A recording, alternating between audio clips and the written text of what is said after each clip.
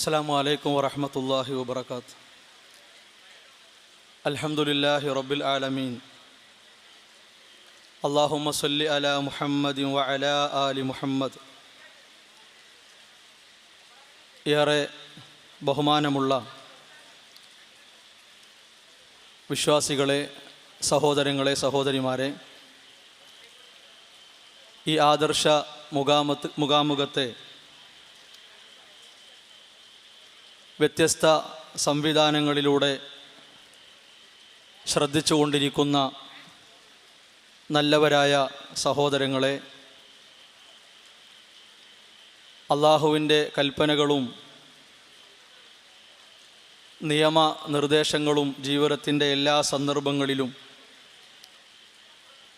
കഴിവിൻ്റെ പരമാവധി സൂക്ഷിച്ച് പാലിച്ച് ജീവിതത്തെ ക്രമീകരിക്കണം, ചിട്ടപ്പെടുത്തണമെന്ന് ഉണർത്തുകയാണ്, ഉപദേശിക്കുകയാണ്. വിശുദ്ധ ഇസ്ലാമിൻ്റെ വിശ്വാസ കർമ്മ വൃത്തത്തിൽ എവിടെയും കാണാനും ദർശിക്കാനും സാധിക്കാത്ത വലിയ നിലക്കുള്ള അന്ധവിശ്വാസങ്ങൾക്കും അനാചാരങ്ങൾക്കും സമൂഹം പങ്കാളികളാകുന്ന, സാക്ഷികളാകുന്ന അപകടകരമായ കാലഘട്ടത്തിലാണ് നാം ഓരോരുത്തരും പ്രമാണങ്ങളെ മുൻനിർത്തി ഇസ്ലാമിൻ്റെ മഹത്വമായിട്ടുള്ള സുന്ദരമായിട്ടുള്ള വിശ്വാസ ആചാരങ്ങളെ സംബന്ധിച്ച് സംസാരിക്കുന്നതും ചർച്ച ചെയ്തുകൊണ്ടിരിക്കുന്നതും. അല്ലാഹു സുബ്ഹാനഹു വ തആല നമ്മിൽ നിന്ന് സ്വീകരിക്കുമാറാകട്ടെ. സമൂഹത്തിൽ ഭൂരിപക്ഷം അവകാശപ്പെടുന്ന നമ്മുടെ നാടുകളിലുള്ള മുസ്ലിയാക്കന്മാരെ, പുരോഹിതന്മാരെ സംബന്ധിച്ചിടത്തോളം ഇസ്ലാമിൻ്റെയും നബി സല്ലല്ലാഹു അലൈഹി വസല്ലമയുടെയും പേരിൽ വലിയ കാര്യമായി അവർ കാണുന്നതും സമൂഹമധ്യത്തിൽ അവതരിപ്പിക്കുന്നതും പ്രചരിപ്പിക്കുന്നതുമായിട്ടുള്ള നബി സല്ലല്ലാഹു അലൈഹി വസല്ലമയുടെ ജന്മദിന ആഘോഷം എന്നുള്ളത് ഏതൊരു സാധാരണക്കാരനും മനസ്സിലാക്കാൻ വേണ്ടി അത് പ്രാമാണികമല്ല, അള്ളാഹുവിൻ്റെ ദീനുമായി ബന്ധപ്പെടുത്തേണ്ട കാര്യമല്ല എന്നത് തിരിച്ചറിയാൻ ലളിതമായ ഒരു പ്രയോഗം, ഒരു ഉദാഹരണം പറഞ്ഞാൽ പെട്ടെന്ന് അതിൻ്റെ പൊള്ളത്തരം, അത് വ്യാജമാണ് എന്ന് ഉൾക്കൊള്ളാൻ സാധിക്കും. അഥവാ പഞ്ചറായി കിടക്കുന്ന, ഒരു നിലക്കും ഉപയോഗിക്കാനും പ്രയോജനപ്രദം ആകാത്ത വിധമുള്ള ഒരു വസ്തുവിനെ അതിൻ്റെ പഞ്ചറൊട്ടിച്ച് വലിയ ഒരു കാര്യമായി ഭംഗിയുള്ളതായി അലങ്കരിച്ച് എത്ര തന്നെ ഉയർത്തി കാണിച്ചാലും അതൊരിക്കലും പ്രാമാണികമായി സ്വീകരിക്കാനും അല്ലെങ്കിൽ നമ്മുടെ സാധാരണ നിലക്കുള്ള ജീവിതവുമായി ബന്ധപ്പെടുത്തി അതിനെ ഉൾക്കൊള്ളാനും കഴിയില്ല എന്നത് ഉറപ്പാണ്. യഥാർത്ഥത്തിൽ ഇന്ന് സമൂഹം സാക്ഷ്യം വഹിച്ചുകൊണ്ടിരിക്കുന്ന, സമൂഹത്തിൻ്റെ കഴിവും ഊർജവും സമ്പത്തുമൊക്കെ ചെലവഴിച്ചു കൊണ്ടിരിക്കുന്ന ഏറ്റവും കടുത്ത ബിദ്അത്ത്, അനാചാരം എന്ന നിലക്കുള്ള ഈ കാര്യം പ്രമാണങ്ങളെ ദുർവ്യാഖ്യാനിച്ചും അതുപോലെ തന്നെ ദുർബലമായ വാക്കുകൾ എടുത്തുകാട്ടിയും നിർമ്മിതമായിട്ടുള്ള കഥകളും പറയപ്പെട്ടു, ഉദ്ധരിക്കപ്പെട്ടു, കാണപ്പെട്ടു എന്നിങ്ങനെയുള്ള വാക്കുകളെല്ലാം, സംഭവങ്ങളെല്ലാം എടുത്തുകാട്ടിയിട്ടാണ് ഇതിനെ ദീനാക്കി മാറ്റാൻ, മതമാക്കി മാറ്റാൻ പണിയെടുത്തുകൊണ്ടിരിക്കുന്നത്. ഇതിൻ്റെ അപകടം എത്ര വലുതാണ്. ഒരുപാട് പോരിശകളും മഹത്വങ്ങളും ഇല്ലാത്ത ഈ ആഘോഷത്തിനു വേണ്ടി ഇതിന് നേതൃത്വം കൊടുക്കുന്ന ആളുകൾ പറഞ്ഞ് പരത്തുകയും വലിയ രൂപത്തിൽ തന്നെ വലുതാക്കി അവർ അവതരിപ്പിക്കുകയും ചെയ്തു.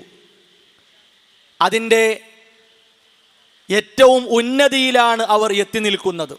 അഥവാ ഈ പുത്തനാചാരത്തെ അവർ പരിചയപ്പെടുത്തിയത് മൂല്യമുള്ള ഒരു ഇബാദത്ത് എന്ന നിലക്കാണ്. ഇബാദത്ത് എന്ന് കേൾക്കുമ്പോൾ തന്നെ ഏതൊരാൾക്കും ആ വാക്കിൻ്റെ അർത്ഥവും ആശയവും ഉൾക്കൊള്ളാൻ സാധിക്കും.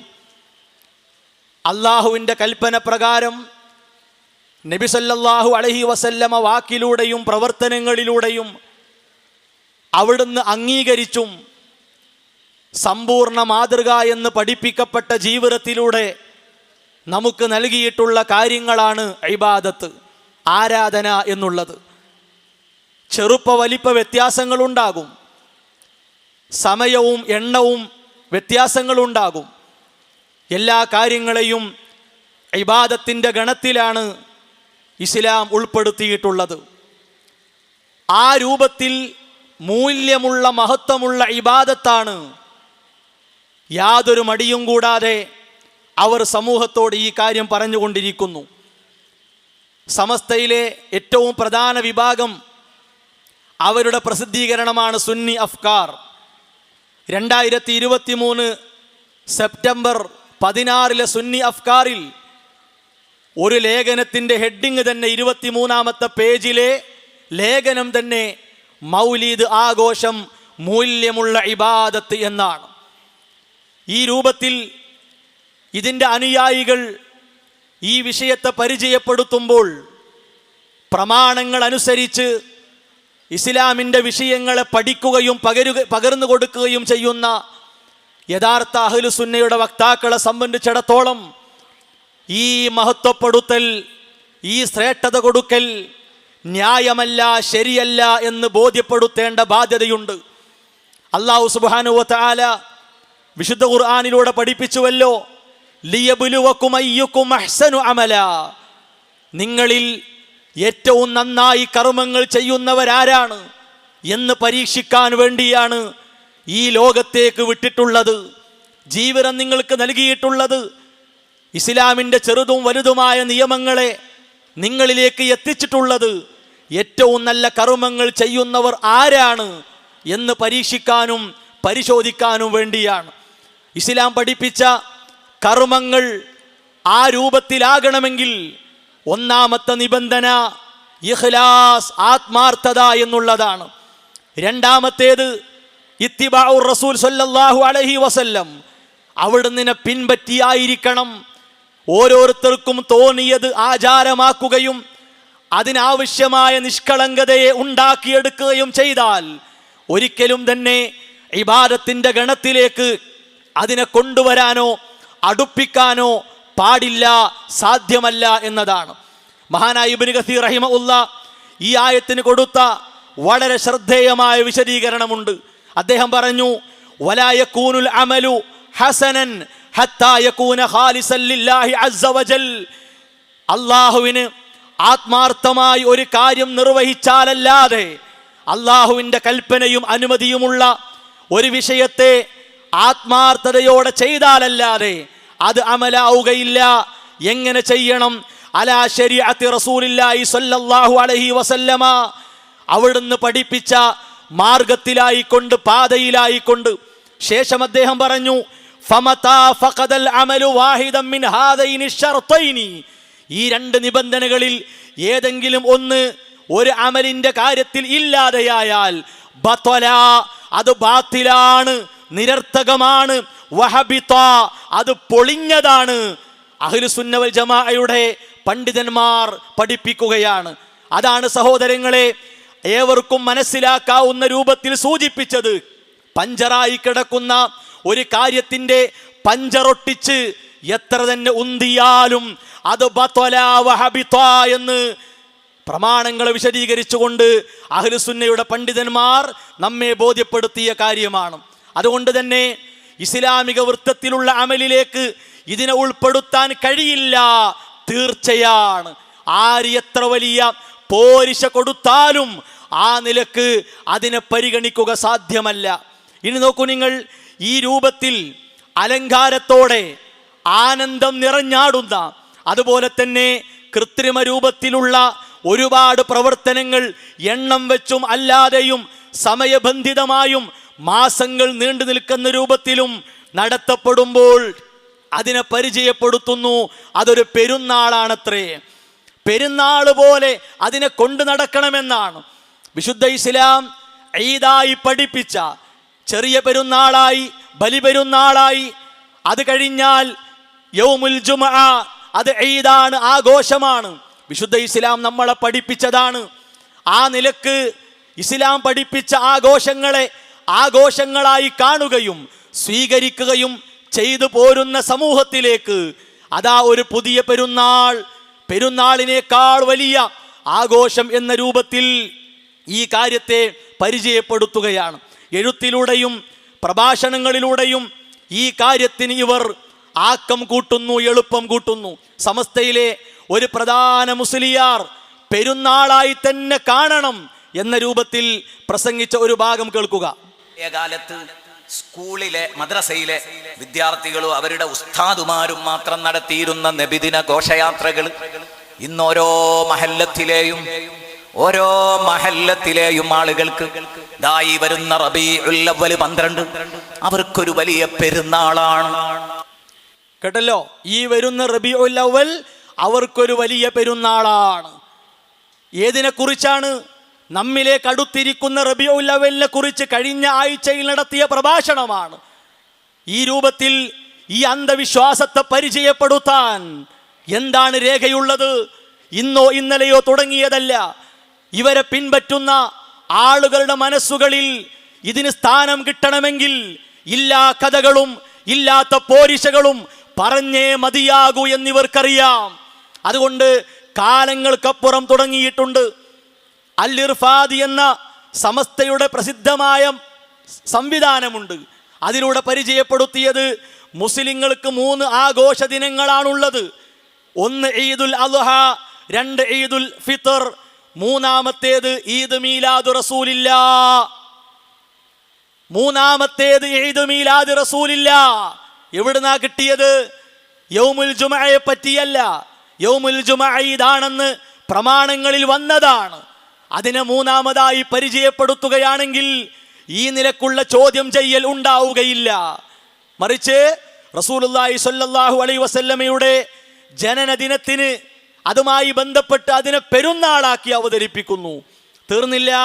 റിസാലയിലൂടെ 987 റിസാലയിലൂടെ നബിദിനം മുസ്ലിങ്ങൾക്ക് ആഘോഷമാണ്, പെരുന്നാളിനേക്കാൾ വലിയ ആഘോഷം.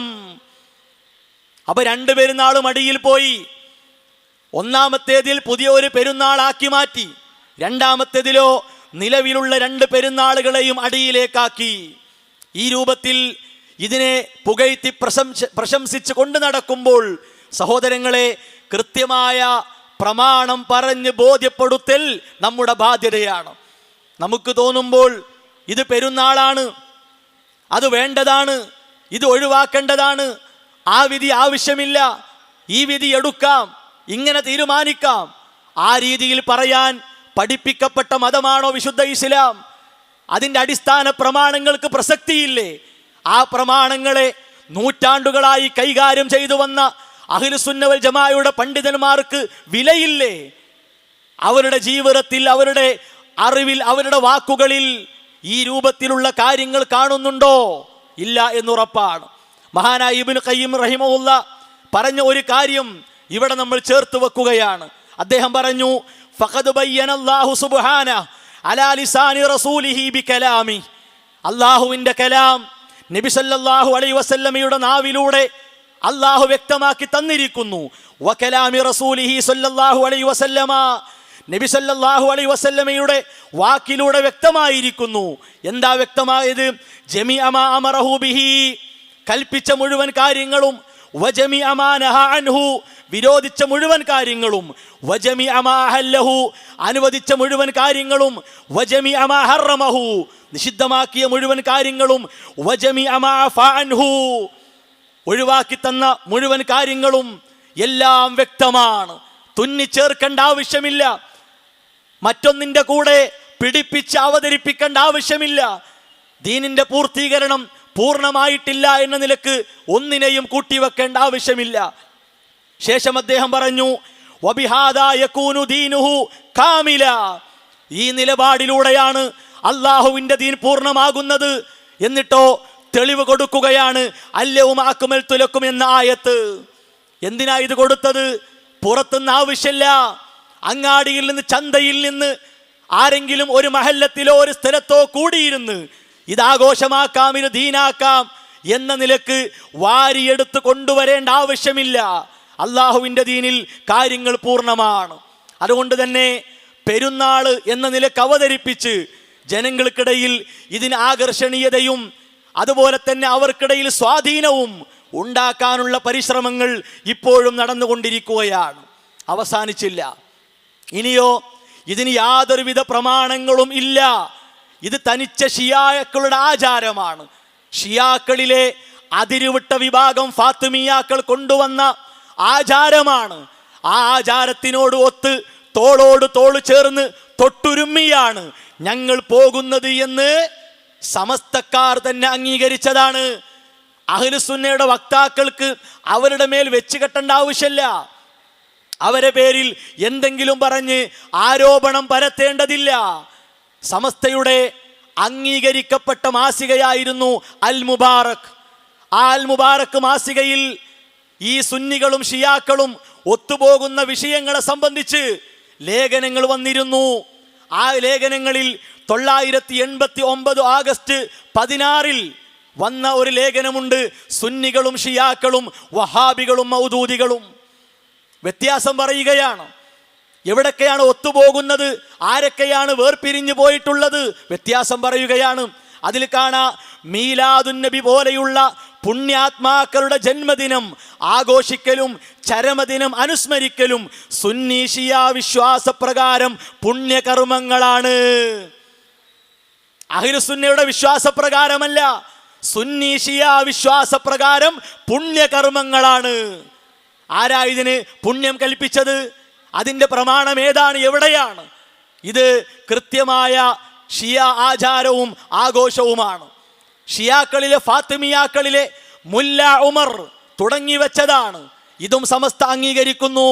അവരുടെ പ്രസിദ്ധീകരണം സുന്നി അഫ്കാർ 2024 സെപ്റ്റംബർ, ആ സെപ്റ്റംബറിലെ സുന്നി അഫ്കാറിൽ വളരെ കൃത്യമായി തന്നെ എഴുതിയിരിക്കുന്നു, ഹിജ്റ 300 ശേഷം ജീവിച്ചിരുന്ന മുളഫർ രാജാവ് കൊണ്ടുവന്നതാണ് നബിദിനാഘോഷമെന്നാണ് വഹാബികളുടെ ഇമ്മിണി വലിയ വർത്തമാനങ്ങൾ. ഇത് മുളഫർ കൊണ്ടുവന്നതാണ് എന്ന് നമ്മൾ പറയുന്നു. അപ്പൊ ഇനി ഇവർ പറയണെന്താ അറിയോ? ഇത് മുളഫർ അല്ല. മുളഫർ ആരെയാണ് പിൻപറ്റിയത്? മുളഫർ രാജാവിനെ ഇതിനു പ്രേരിപ്പിച്ചത് മൗസിൽ എന്ന പ്രദേശത്ത് ജീവിച്ചിരുന്ന ഷെയ്ഖ് ഉമർ മുല്ല നടത്തിയിരുന്ന മൗലീദാഘോഷമാണെന്ന് ചരിത്രം വ്യക്തമാക്കുന്നുണ്ട്. ആരോപണമല്ല, ഇത് ഷിയായിസമാണ്, ഇസ്ലാമല്ല. അതുകൊണ്ട് ഇസ്ലാമിൻ്റെ പേരിൽ ഇതിനെ കെട്ടിവെക്കേണ്ടതില്ല. താഴ്വയുടെ പാട്ട് പ്രസിദ്ധമാണ്. ആ പാട്ട് പലർക്കും മനഃപ്പാടമാണ്. മൗലിദ് കഴിക്കൽ മുമ്പ് പതിവില്ലാത്തതാ, അത് ഹിജ്റ 300 ശേഷം വന്നതാ. അപ്പൊ അതിനു ന്യായീകരണമുണ്ട്. ഈ പാട്ട് കേൾക്കുമ്പോ ഹിജ്റ 300 ശേഷം എന്ന് പറഞ്ഞാൽ അത് ഫാത്തിമിയാക്കളും അതുപോലെ തന്നെ പിന്നീട് മുളഫർ രാജാവുമൊക്കെ തുടങ്ങിയതിനെ പറ്റിയാണ്, അതിൻ്റെ മുമ്പുള്ളതിനെ പറ്റിയല്ല എന്ന നിലക്ക് ആ കാര്യത്തെപ്പറ്റി ന്യായീകരണം പറയുന്നു. ഇതവരുടെ തെളിച്ചം മാസികയാണ്. 2011 ഫെബ്രുവരി അതിൽ കാണാം, റബീഉൽ അവ്വലിൽ നബി സല്ലല്ലാഹു അലൈഹി വസല്ലമയുടെ ജന്മദിനാഘോഷം കൊണ്ടാടുന്ന രീതി സ്വഹാബികളുടെ കാലത്തോ ഉത്തമ നൂറ്റാണ്ടുകളിലോ ഉണ്ടായിരുന്നില്ലെന്നത് ശരിയാണെന്നാ പറയണത്. ആ പ്രമാണത്തിലേക്ക് തിരിച്ചു നടക്കാനാണ് തൊണ്ട പൊട്ടി നിങ്ങളോട് പറയുന്നത്. ആ പ്രമാണങ്ങളിലേക്ക് തിരിച്ചു വരൂ. ശരിയായ നിലപാടിലേക്ക് വരൂ. അതിനെതിരെ ദുർബലമായ നിർമ്മിതമായ കഥകൾ കൊണ്ടുവന്ന് വീണ്ടും അതിനെ സുന്നത്താക്കാനും നിർബന്ധമാക്കാനുമുള്ള പണിയാണ് നിങ്ങൾ എടുക്കുന്നത്. അതാണ് നമ്മൾ പറഞ്ഞു കൊടുക്കുന്നത്. ആവശ്യമുള്ളിടത്തൊക്കെ ഇതിങ്ങനെ പറയുക, പിന്നെയോ അവർക്ക് ആവശ്യമുള്ളിടത്ത് ഇത് ഇസ്ലാമാണെന്ന് പറയുക. അതൊരിക്കലും പാടില്ല. വിശുദ്ധ ഖുർആൻ നമ്മളെ പഠിപ്പിച്ചു, ഹാദാ സിറാത്തുൻ അലയ്യ മുസ്തഖീം. ഇതാണ് റബ്ബ് നമുക്ക് നൽകിയ മാർഗം.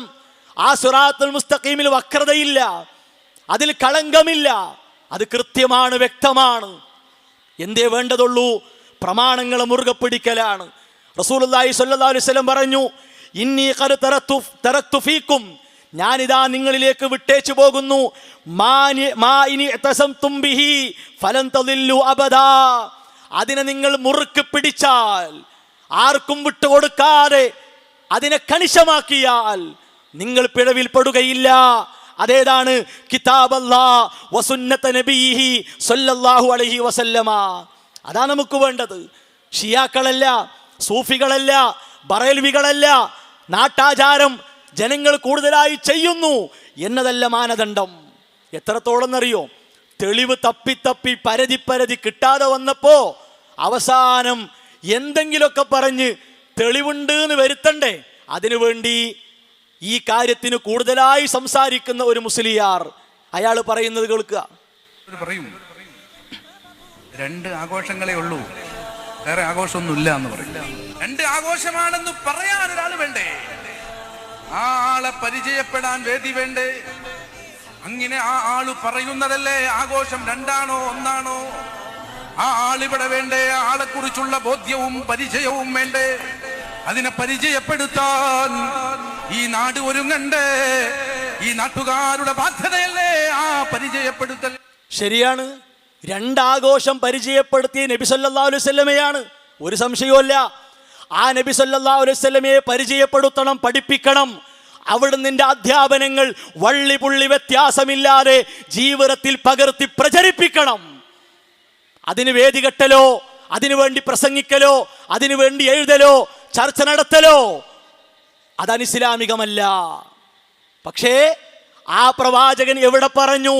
3ാമത്തെ ആഘോഷം, 2 ആഘോഷങ്ങളെക്കാൾ വലിയ ആഘോഷം, പെരുന്നാളിനേക്കാൾ വലിയ ആഘോഷം, അത് എൻ്റെ ജന്മദിന ആഘോഷമാണ് എന്നെവിടെ പറഞ്ഞു? എവിടെയും പറഞ്ഞിട്ടില്ല. അപ്പൊ തെളിവില്ല എന്ന് കാണുമ്പോ പിന്നെ എന്തെങ്കിലുമൊക്കെ തപ്പി ആളുകളെ ചാക്കിലാക്കുന്ന പരിപാടിയാണ്. അതാ പറഞ്ഞത്, ഇല്ലാത്ത ഈ ആഘോഷത്തിന് തെളിവുണ്ടാക്കാൻ വല്ലാതെ പ്രയാസപ്പെടേണ്ടി വരും. ഇനി തീർന്നില്ല, ഈ അനാചാരം നിലനിർത്തൽ നിർബന്ധമാണത്രേ. കേൾക്കൂ, നിങ്ങൾ പറയട്ടെ. അതുകൊണ്ട് നിർബന്ധമായിട്ടും ഈ വരുന്ന റബീഉൽ അവ്വൽ എല്ലാവരും ആഘോഷിക്കാം. കേട്ടല്ലോ, നിർബന്ധമായി ആഘോഷിക്കണം എന്നാണ്.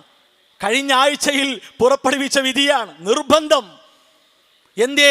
റസൂലുള്ളാഹി സ്വല്ലല്ലാഹു അലൈഹി വസല്ലമക്ക് ഈ നിർബന്ധം ബാധകമല്ലേ? ഉത്തമ തലമുറയിൽ ഇല്ല എന്നത് ശരിയാണെന്ന് ഇവർ തന്നെ അംഗീകരിച്ചു. ആ സ്വഹാബത്തിന്, അവരെ പിൻപറ്റിയവർക്ക് ഖൈറുൻ നാസി ഖർനി എന്ന് വഹയിലൂടെ റസൂലുള്ളാഹി സ്വല്ലല്ലാഹു അലൈഹി വസല്ലമ അംഗീകാരം കൊടുത്ത മാ അന അലൈഹി വ സ്വഹാബി അൽയൗം, ഇന്നേ ദിവസം ഞാനും എൻ്റെ സ്വഹാബത്തും നിലകൊണ്ട മാർഗത്തിൽ നിങ്ങൾ നിലകൊള്ളണം എന്ന് റസൂലുള്ളാഹി സ്വല്ലല്ലാഹു അലൈഹി വസല്ലം ആരെ പറ്റിയാണോ പഠിപ്പിച്ചത് അവർക്ക് ഈ നിർബന്ധം ബാധകല്ലേ? എന്താ സഹോദരങ്ങളെ, എന്തെങ്കിലുമൊക്കെ ആളുകൾ മുമ്പിൽ പറഞ്ഞ് തടി ഊരുക, രക്ഷപ്പെടുക എന്നതാണോ? ഇത് സുന്നി വോയിസ് ആണ്, സമസ്തയുടെ പ്രധാന പ്രസിദ്ധീകരണമാണ്.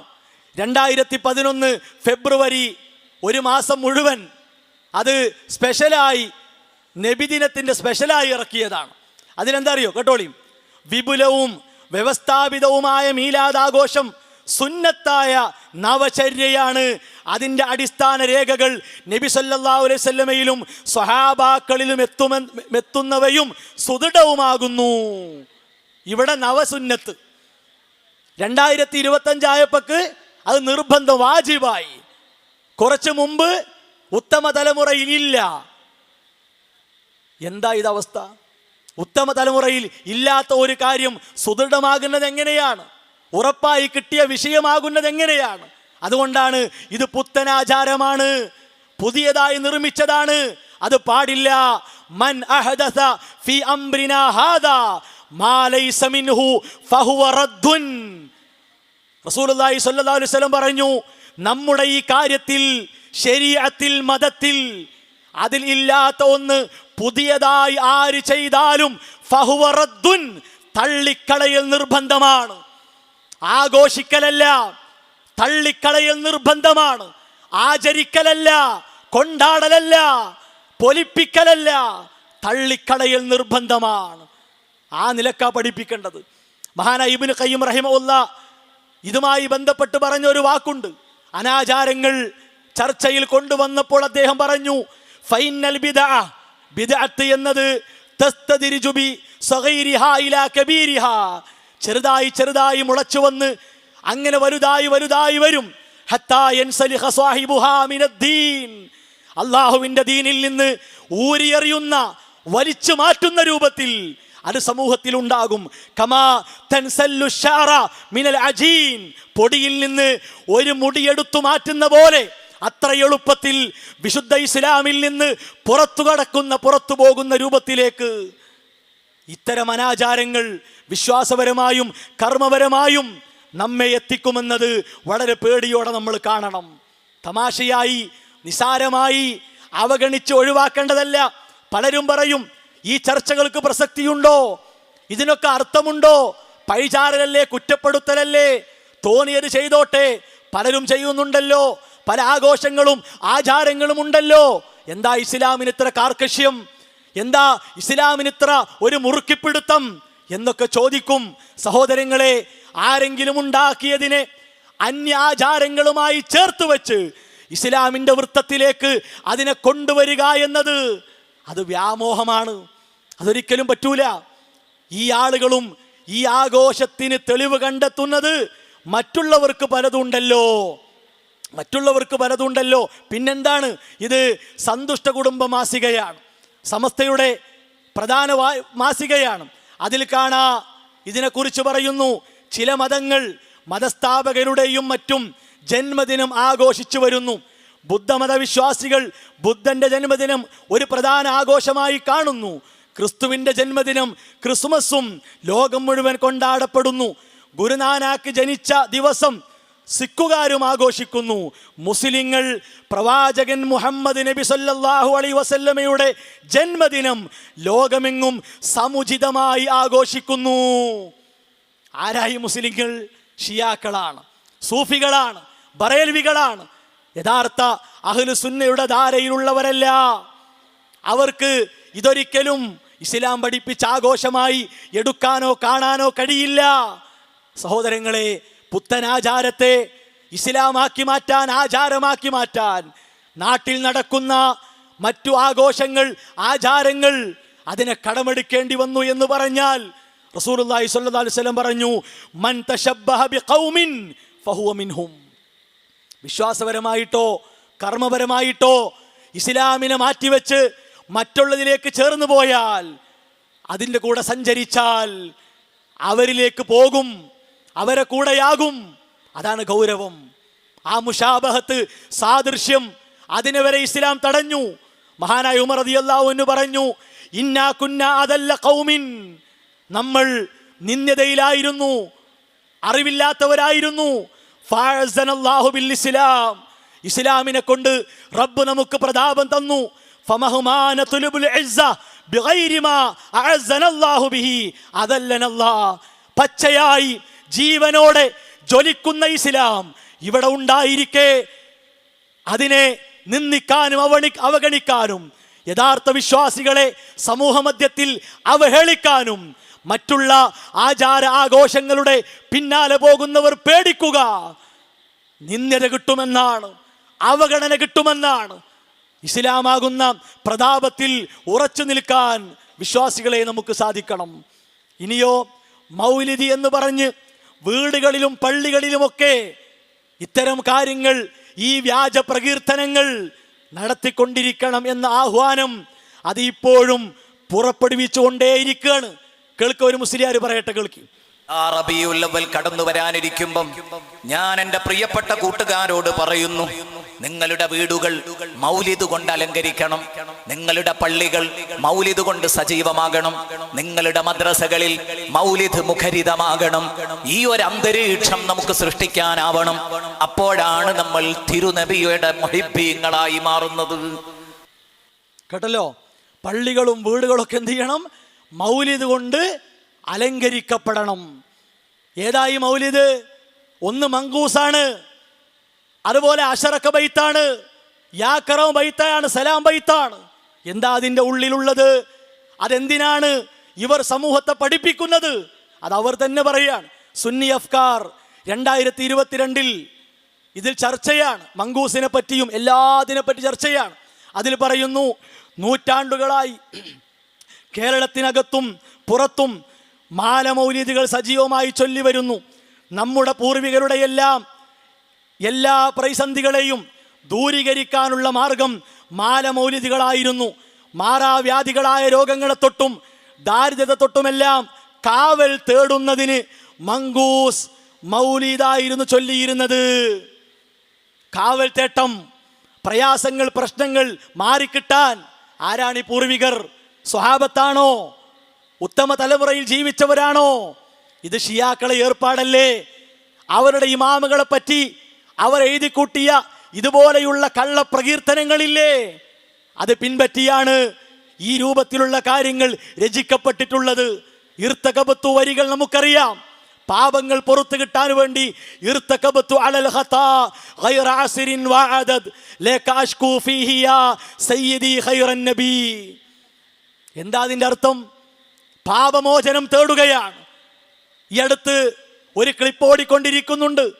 മദീനത്ത് തൗഹീദിന്റെ തറവാട്ടിൽ വെച്ച് പച്ചയായ ശിർക്ക്, പ്രവാചകരെ ഞങ്ങളെ പാപങ്ങൾ നിങ്ങൾ പുറത്തു തരണം, ഇല്ലലമു അൻഫുസഹും ജാഊക എന്ന സൂറത്ത് നിസായിലെ ആയത്തിനെ സന്ദർഭത്തിൽ നിന്ന് അടർത്തിയെടുത്ത് പച്ചയായി ദുർവ്യാഖ്യാനിച്ച് ഇർത്തകബത്തുവിനെ വെള്ളപൂശുകയാണ്. ഇത് പള്ളി ചൊല്ലാൻ പറഞ്ഞില്ലേ? പൊന്മള അബ്ദുൽ ഖാദർ മുസ്ലിയാരുടെ നേതൃത്വത്തിൽ അവരുടെ ക്യാമ്പസിലെ പള്ളിയിൽ ചൊല്ലട്ടെ ഇർത്തകബത്തു. ഒന്ന് കേൾക്കും.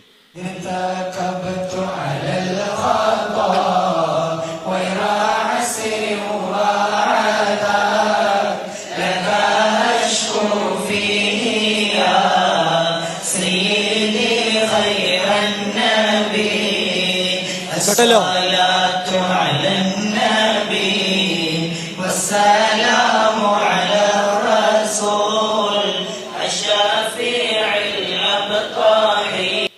നല്ല ഈണത്തിലാണ്, ഷിർക്കിന്റെ വരികളാണ്. യാ സയ്യിദ സാദാത്ത് ഈ ദിനങ്ങളിൽ പാടുകയാണ്. അശ്ശഫാഅത്തു ഹബ്ലനാ ചോദിക്കുകയാണ്. എന്താ സഹോദരങ്ങളെ ഇത്? ഈ പ്രകീർത്തനങ്ങൾ ഇസ്ലാമല്ല. ആവശ്യമായ നിലക്ക് അതിരുവിടാതെ രൂപത്തിലുള്ള കാര്യങ്ങളെ ഇസ്ലാം അനുവദിച്ചു. റസൂലുള്ളാഹി സ്വല്ലല്ലാഹു അലൈഹി വസല്ലമ കുട്ടികളെ പാട്ട് കേട്ടു. വഫീനാ നബിയുൻ, ഞങ്ങളിൽ നബിയുണ്ട്, യഅലമു മാ ഫീ ഗദ്, നാളെയുടെ കാര്യങ്ങൾ അറിയുന്ന നബിയുണ്ട്. ഇവർ വാദപ്രകാരം നബിയെ പറ്റിയുള്ള വല്ലാത്ത പ്രശംസയാണ്. നബി സല്ലല്ലാഹു അലൈഹി വസല്ലമ അത് കേട്ട് പുളകിതനായോ, തുള്ളിച്ചാടിയോ, ആനന്ദലഹരിയിൽ ആടിത്തിമർത്തോ? അവിടുന്ന് പറഞ്ഞു, പാടില്ല മക്കളെ. ചെറിയ കുട്ടികൾക്ക് ഇസ്ലാമിൻ്റെ അടിത്തറ പഠിപ്പിച്ചു കൊടുത്തു. അങ്ങനെ നിങ്ങൾ പാടരുത്, തെറ്റായ വരികളാണ്. നബി സല്ലല്ലാഹു അലൈഹി വസല്ലമ അതിനെ എടുത്തിട്ടില്ല.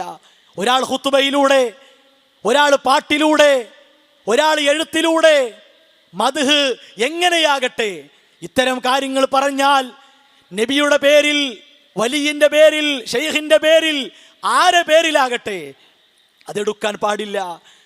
എത്ര വലിയ പോരിശയാക്കപ്പെട്ട മാല കിതാബാണെങ്കിലും, ഏടുകളാണെങ്കിലും, വകകളാണെങ്കിലും അത് മാറ്റിവെക്കണം. ഷെയ്ഖുൽ ഇസ്ലാം ഇബ്നു തൈമിയ റഹിമഹുല്ല ഈ സംഭവം അഥവാ വഫീനാ നബിയുൻ എന്ന ഇമാം അൽ ബുഖാരി റഹിമഹുല്ല അടക്കം ഉദ്ധരിച്ച സംഭവം അത് വിശദീകരിക്കവേ അദ്ദേഹം പറഞ്ഞു, വഖർദൽ ഹദീസു, ഈ ഹദീസ് അറിയിക്കുന്നു അല അന്നഹു ലാ യസിഹു അൻ യഅതഖിദ അൽ ഇൻസാൻ ഫീ നബിയ്യിൻ ഔ വലിയ്യിൻ ഔ ഇമാമിൻ ഔ ഷഹീദിൻ അന്നഹു യഅലമുൽ ഗൈബ്. നബിയാകട്ടെ, വലിയാകട്ടെ, ഷഹീദാകട്ടെ, ശൈഖാകട്ടെ, ആരാകട്ടെ ഗൈബ് അറിയും എന്ന വിശ്വാസം ഉണ്ടാകാൻ പാടില്ല. ഹത്താ ലാ യസിഹു ഹാദൽ ഇഅ്തിഖാദ് ഫീ ഹദറത്തിർ റസൂൽ സല്ലല്ലാഹു അലൈഹി വസല്ലമ. നബി സല്ലല്ലാഹു അലൈഹി വസല്ലമയുടെ സന്നിധിയിൽ വെച്ച് പാടില്ല. വലാ യസിഹു അയംദഹ ബിദാലിക ഫീ ശിഅരിൻ ഔ കലാമിൻ ഔ ഖുതുബ. ഒരു കവിതയിലൂടെയോ ഒരു വാക്കിലൂടെയോ ഖുതുബയിലൂടെയോ പാടില്ല. പിന്നെയോ അമ്മാമായ അതാദുഹു ശുഅറാ മിനൽ മുബാലഗ വൽ ഇസ്റാഫ് ഫീ മദ്ഹിർ റസൂൽ സല്ലല്ലാഹു അലൈഹി വസല്ലം. നബി സല്ലല്ലാഹു അലൈഹി വസല്ലമയെ പുകഴ്ത്തുകയാണ്, പ്രശംസിക്കുകയാണ് എന്ന നിലക്ക് അതിരുവിട്ട് പരിധി വിട്ട് പാടി നടക്കുന്നവർ, അമ്പിയാക്കളെ, ഔലിയാക്കളെ, ഉലമാക്കളെ, മശായിഖന്മാരെ, ഉസ്താദുമാരെ വരെ. ഈ അടുത്തൊരു ഉസ്താദ് മരിച്ചിട്ടുണ്ടെങ്കിൽ അയാളെ പറ്റി മൗലിദാണ്, അയാളെ പറ്റി പാട്ടാണ്, അതിരുവിട്ട വാക്കുകളാണ്. എന്താണ്? അവർ ഹുദൂദ ശറഇന്റെ ഹുദൂദുകൾ തെറ്റിച്ചിരിക്കുന്നു, അവർക്ക് പാളിയിരിക്കുന്നു എന്നാണ്, അവർ പിഴവിലായിരിക്കുന്നു എന്നാണ്. ഇതൊക്കെ പ്രാമാണിക ബോധമുള്ള പണ്ഡിതന്മാർ കൃത്യമായി നമ്മളെ പഠിപ്പിച്ചതാണ്. അതുകൊണ്ട് ഇത്തരം ഈണമുള്ള താളമുള്ള പാട്ടുകൾ കേട്ട് വിശ്വാസം അതൊരിക്കലും ചൂഷണത്തിന് വിട്ടുകൊടുക്കരുത്. നമ്മുടെ കർമ്മങ്ങൾ പൊളിഞ്ഞു പോകാൻ കാരണമാകുന്ന ശിർക്കൻ വിശ്വാസങ്ങൾക്ക് തലവെച്ചു കൊടുക്കരുത് സഹോദരങ്ങളെ. എത്രത്തോളം എന്നറിയോ? ഇതിന് വലിയ സ്വാധീനം കിട്ടാൻ വേണ്ടി പുതിയൊരു നമ്പറുമായി വന്നിരിക്കുന്നു. എന്താ നമ്പർ? 1500 ജന്മദിന ആഘോഷമാണ്. 1447 ഹിജറ, 1447 ഹിജറക്ക് മുമ്പുള്ള 53 കൂട്ടി 1500 ഇതാ തികയുകയാണ്. നമുക്ക് ഗംഭീരമായി ആഘോഷിക്കണം. പറയട്ടെ, കേൾക്കേ. നബി സല്ലല്ലാഹു അലൈഹി വസല്ലം തങ്ങളുടെ 1500ാമത്തെ ജന്മദിനമാണ് ഈ വരുന്ന റബീഉൽ അവ്വൽ 12. നമുക്ക് നല്ലതുപോലെ കൊണ്ടാടണം. 1500ാമത് ജന്മദിനാഘോഷമാണ് ഇനി വരുന്നത്. വലിയ ക്യാമ്പയിനാണ്. സുപ്രഭാതത്തിൽ പ്രധാന ലേഖനം വരെ കൊടുത്തുവിട്ടു. നിരന്തരം പരിപാടികൾ നടത്തിക്കൊണ്ടിരിക്കുന്നു. എന്തിന്? 1500ന്റെ നിറവിലെത്തിയിരിക്കുന്നു. എന്തായത് സഹോദരങ്ങളെ? ശരിയാകുമോ? നബി സല്ലല്ലാഹു അലൈഹി വസല്ലമ ജനിച്ചു എന്ന നിലക്കാണെങ്കിൽ പരിഗണിക്കാം, അവിടെ നിന്റെ മീലാദ് ജനനം എന്ന നിലക്കാണെങ്കിൽ പരിഗണിക്കാം. അല്ലാതെ ഷിയാക്കൾ ഉണ്ടാക്കിയ ആഘോഷം എന്ന നിലക്ക് എടുക്കാൻ പറ്റുമോ? നോക്കാം നമുക്ക്.